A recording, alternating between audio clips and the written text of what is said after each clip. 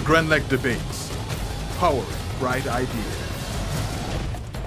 We are down to the final 4 of the 10th season of the Grenlec Debates. Welcome. In this competition, we challenge our debaters to convince the judges and their audience, regardless of their personal beliefs, about the motions they're asked to debate. The theme for the semifinals is migration.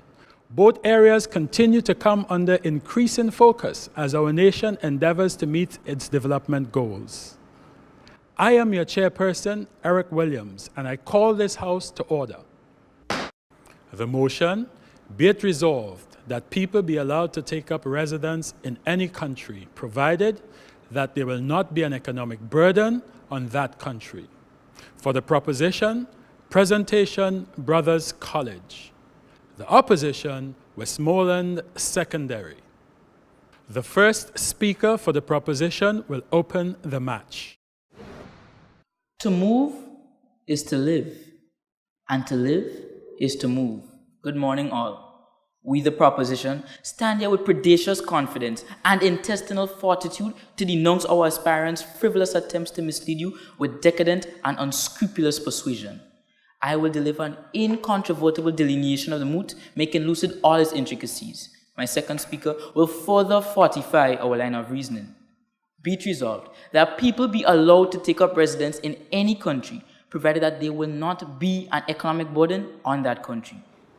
This moot, seemingly facile at face value, is very complex in its implications. Let me elucidate. According to Oxford Advanced Dictionary, allowed is to declare or decide that an event or activity is legal or acceptable. The presence of the word allow in this moot is very significant. Allow, by the very essence of its definition, is a decision which suggests a country's ability to choose the people that take up residence. So, allow does not in any way suggest or equate to all and sundry. Black's Law Dictionary defines take up residence as the bodily presence of an inhabitant in a certain area or place. Black's Law Dictionary defines provided that as legally suggests a modification or a qualifier to something that precedes it. Contextually, this condition is explicitly delineated in the moot, and I quote, that there will not be an economic burden on that country, end of quote. This raises the question, what is an economic burden? To the ordinary man, this merely means the money value of doing something. However, let me educate you. In economics, an economic burden is synonymous with the term economic cost. This comprises of 2 components. Firstly, private cost, and secondly, social cost. Private cost, according to N. Gregory Mankiw, professor of economics at Harvard University, in his book, Macroeconomics, refers to the cost associated to private individuals directly involved in the production and or consumption in goods and services. Social cost refers to the indirect negative effects on third parties as created as a result of private cost. Now, what does this mean? It means, therefore, that an economic burden, also known as an economic cost, is not only measured in dollars and cents, but includes negative social, cultural, political, and environmental implications, all of which would be components of economic costs, also known as economic burden. Therefore, countries reserve the right to self-determination, that they can regulate who they allow in their countries as long as they do not provide an economic burden on that society in any way of the combinations in aforementioned ways. The Treaty of the European Union, Title 4, Article 45, Section 3, allows restrictions to be placed on the right of free movement and residence on the grounds of, and I quote, public policies, public security, and public health, end of quote. In Section C of the same article, it gives the right for immigrants to stay in a country, and I quote, for the purpose of employment, in accordance with the provisions governing the employment of nationals of state laid down by law, regulation, and administrative action. It goes on to say in Section D that persons can remain in a country, and I quote, after having been employed in that state, subjected to conditions that which shall be embodied in regulations, end of quote. Honorable Chair, it is indisputable to see that the governing bodies of these countries has the legal right and the authority to determine which people will decide which individuals can make a meaningful contribution to the economy, and thus grant them this opportunity. Thank you.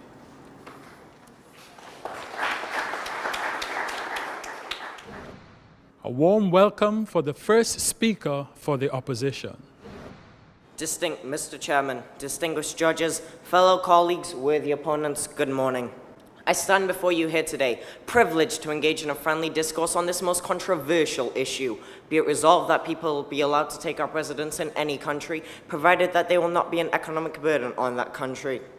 As members of the opposition, my colleagues and I are irrefutably against this moot. As first speaker of the opposition, we discard all definitions submitted by the proposition and we will offer our own. This is to ensure clarity of thought in this debate that indeed people should not be allowed to take up residence in any country, even if they are not an economic burden on that country. I shall also discuss the social burden that migration has on host countries. My colleague, the second speaker, shall fortify our argument by discussing the political and cultural implications that immigrants can have on these countries. Throughout this debate, the following terms shall be referenced: residence, economic, and burden. Thus, each will be explicitly defined. Residence, according to Merriam-Webster's dictionary, is defined as the duration of abode in a place. Collins' dictionary defines economic as having to deal with the management of income, expenditures, etc. of a household, business, community, or government. Cambridge Dictionary states that a burden is something difficult or unpleasant that you have to deal with or worry about. Mr. Chairman, the proponents of global free trade say that it promotes global economic growth, creates jobs, lowers prices for consumers, inter alia. All very well and good, my worthy opponents, but we, on this side, say that too much of a good thing is good for nothing. Fellow audience, the influx of foreigners challenges a country's responsibility to provide basic amenities for its citizens. How, you ask? Mr. Chairman, as more foreigners enter a country, there is an increased fight for resources, more demand for food, clothes, energy, and homes. It becomes a fight for survival, survival of the fittest. This has the rippling effects leading to the degradation of our environment. In her 2005 journal article titled Migration and the Environmental Hazards, Laurie M. Hunter confirms that migration as a demographic process can be associated with environmental hazards like air pollution and climate change.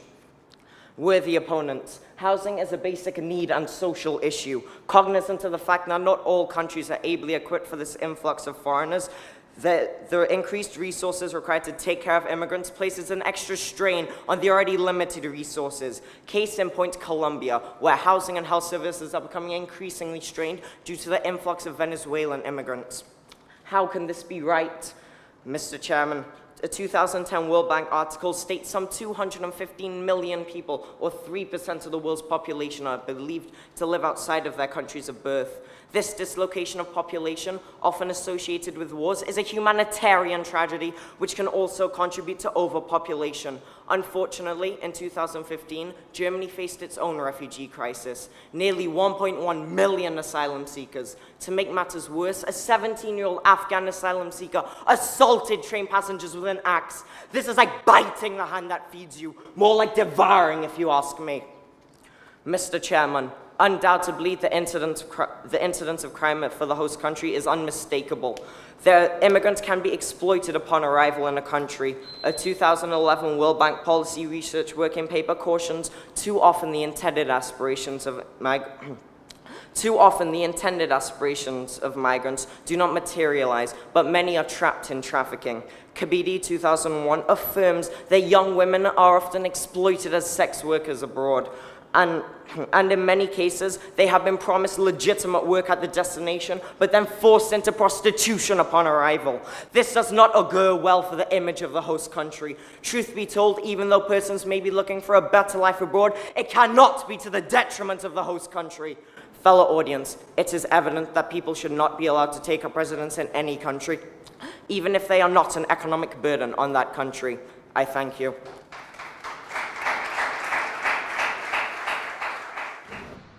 Please welcome the second speaker for the proposition. Good morning, all. We dismiss the definitions put forth by the opposition and hold firmly our own.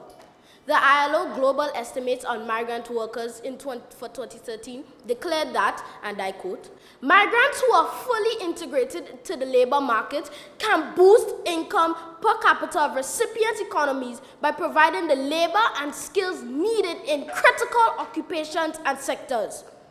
Countries such as Australia rely on managed migration to fill gaps in the labor market and meet a number of demographic developments such as to offset an aging population, a growing elderly dependency ratio, a shrinking labor force, and a low fertility rate. The World Bank reported in 2014 that the nations who now constitute the European Union had an average birth rate of 1.4. This is well under the 2.1 needed to keep the workforce population from declining. In addition, the EU's old age dependency ratio is projected to rise from 27.8% to 50.1% by 2060. Opponents. The World Bank, in its capacity, advised the EU that the solution to this European-wide dilemma was to allow migrants to take up residence. The results of a March 2016 study entitled Immigration, Business Ownership, and Employment in Canada concluded that, and I quote, rates of private business ownership and unincorporated self-employment are higher among immigrants than among the Canadian-born population, end of quote. Honorable Chair, anyone who is clearly properly schooled in economics can tell you that such activity increases a country's GDP and reduces unemployment, which are key components for economic growth. Honorable Oliver Joseph, Minister of Labour, stated on January 24, 2017, and I quote, St. George's University contributes to 20% of Grenada's GDP, end of quote.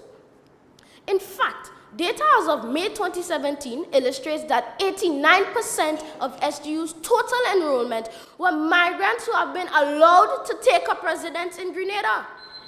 Most importantly, SGU has become home to students and faculty from 140 countries. The majority of the student body comes from the US and Canada. However, nearly 15% come from countries including, but not limited to, India, South Korea, and Africa. The SGU community contributes an indisputable amount to our economy. Think of the economic benefits afforded to our supermarkets, restaurants, real estate owners, and car rentals. Need I say more? My dear opponents, and you're purporting that we should not allow people to take up residence in our country? According to our cultural ambassador, Wilt Cambridge, also known as Stalpri, your mother.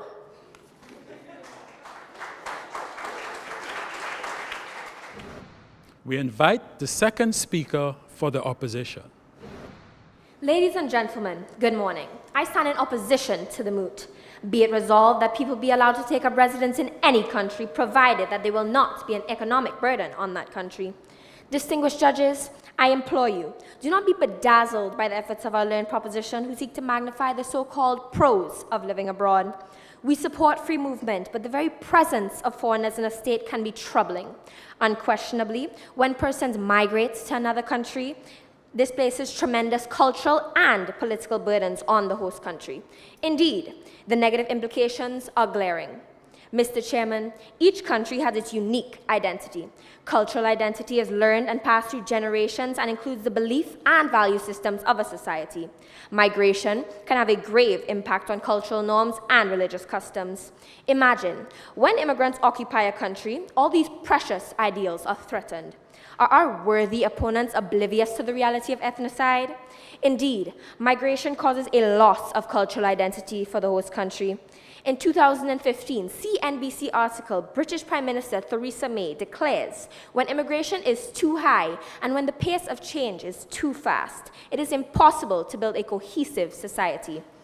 Samuel P. Huntington terms it the clash of civilizations. This introduces my next point.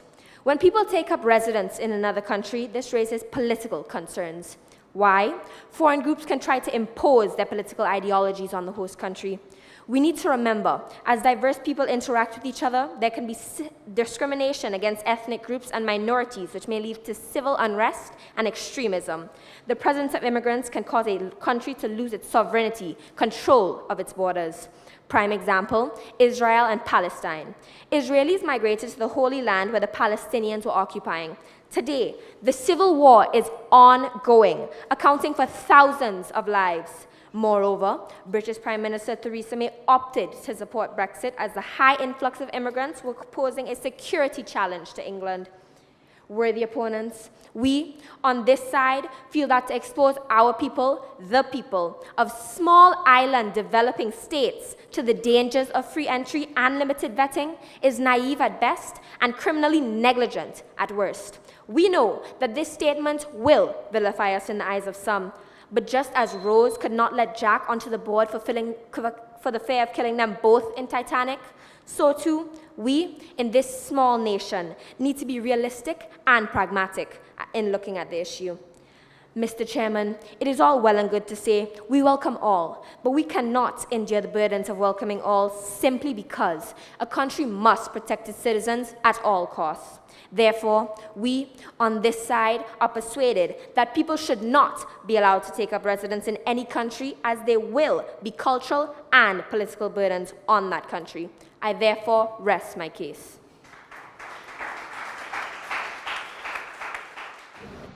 During the cross-examination, we invite teams to question each other about relevant issues. The rebuttal speakers dissect their opponent's arguments and expose weaknesses. With the opponent, my first question for you today is, if educated migrants, you say that educated migrants stimulate the economy, but host countries can educate their own people in the fields of work, allowing their own people to gain jobs and provide for their country. Why are you against this? My worthy opponent, migrants occupy jobs in the economy which locals are not qualified to take. I haven't considered this. These locals you speak of, when they are not qualified to fill the jobs and there are vacancies in the economy, what do you suggest economies do to fill those jobs? We just wait for those locals to be trained to fill these spots? Yes, we're the opponent. And then when we wait, what will happen to the economy? How will it function if there are vacancies? With the opponent, every skill can be taught. If there's an opportunity to teach a country's citizens how to do a job, the opportunity should be taken and not ignored entirely. My worthy opponent, no one is ignoring these opportunities. With the opponent. My worthy opponent, please allow me to finish. All right. No one is ignoring these opportunities. There's a large number of time required to properly train individuals. With opponents. And considering this time, do you suggest that we leave it vacant? For example, if we have no one qualified to be a minister of education, what do you suggest we do? We wait. How will our economy function? How will the education system function? If there's no one there, we wait for 10 years for someone to finish schooling? As a country, we cannot continue to rely on other countries.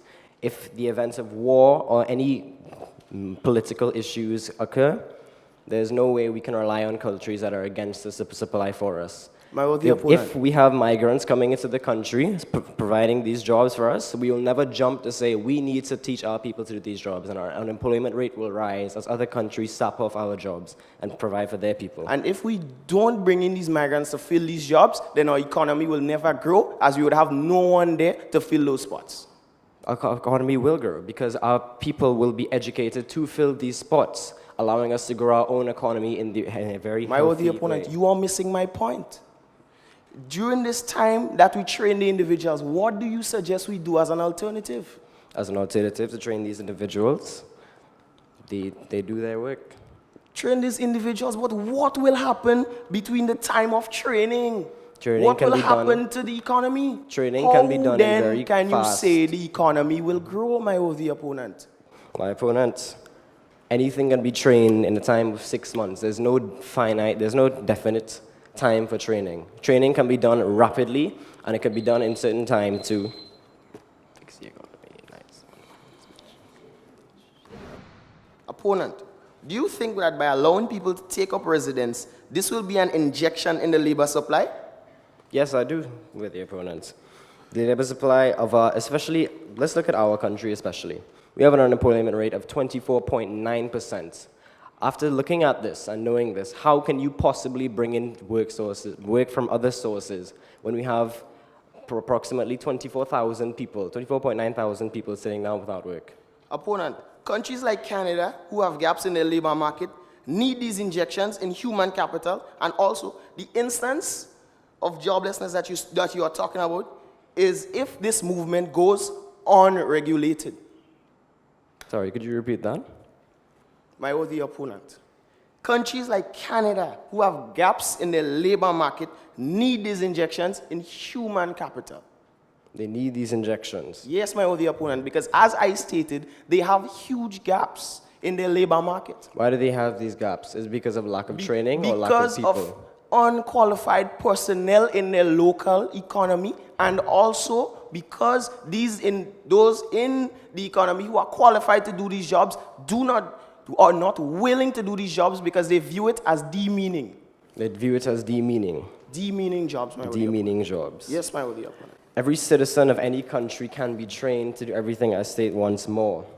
If you fill these jobs and everybody will sit around saying, oh, it's okay. We don't have to do these jobs because we have immigrants coming here and doing these jobs. These immigrants are coming and being exploited into doing these jobs. Did you not hear me? Those individuals I'd are ask not, you to let are me not finish. willing. Thank you very much. Okay, do finish. All right. These people are coming here, they're taking these lower-end jobs, they're being taken advantage of.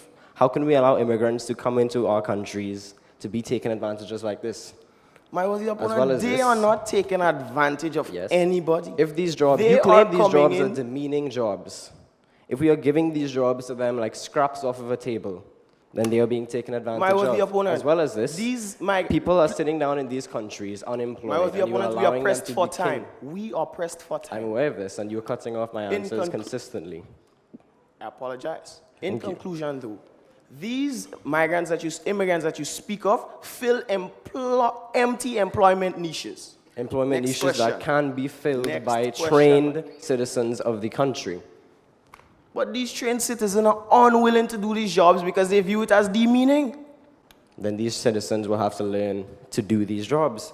Nobody wants to pick up garbage off the road. I never said that they are not qualified. They don't need to learn. They don't want to do it. As a result, the migrants are willing to do it, so we give the jobs to them. That is not a worthy Next question. We need to move on. We are pressed for time. Your first speaker stated that the influx of workers causes less resources.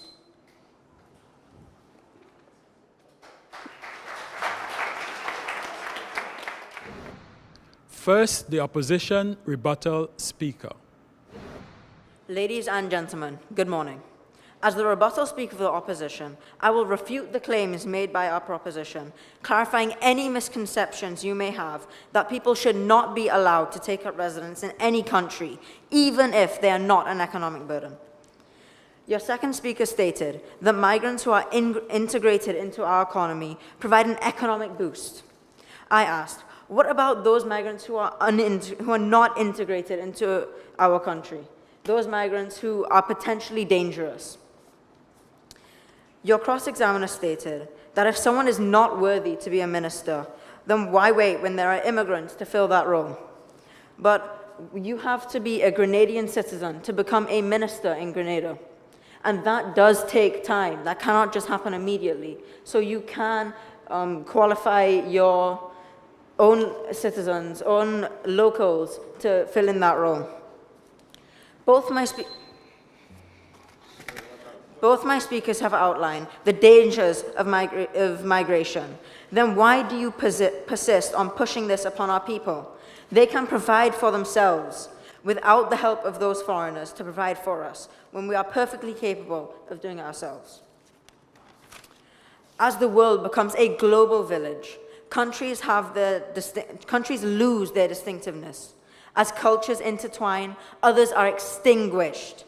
Where is our sense of self? The social, cultural, and political implications have already been stated. After they exploit us, on to the next target country. We may seem like isolationists, But desperate times call for desperate measures. We need to make a decision, us or them. We rest our case.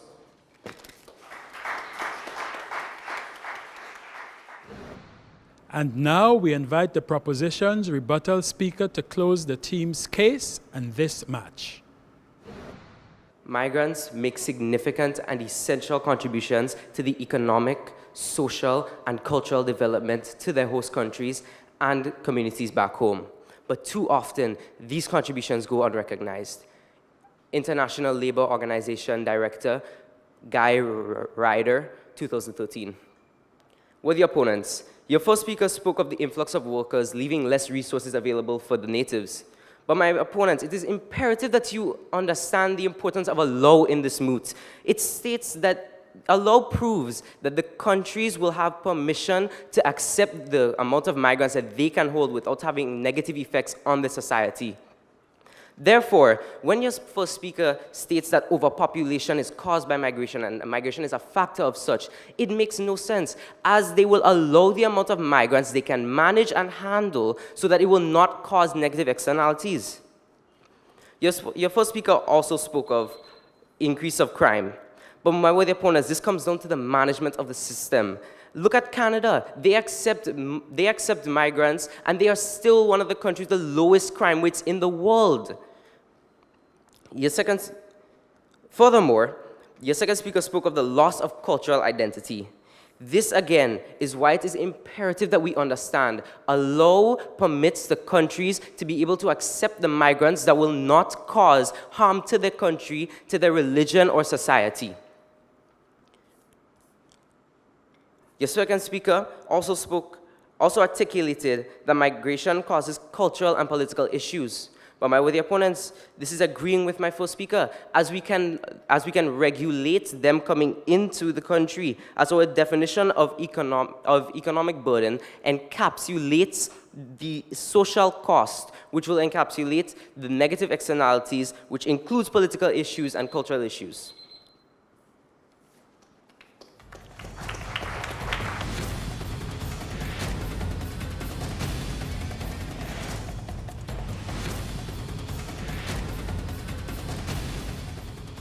Congratulations to our winner, and thank you for joining us. The Grenlec Debates. Vote for your favorite debater on our Facebook page. The Grenlec Debates. Powering bright ideas.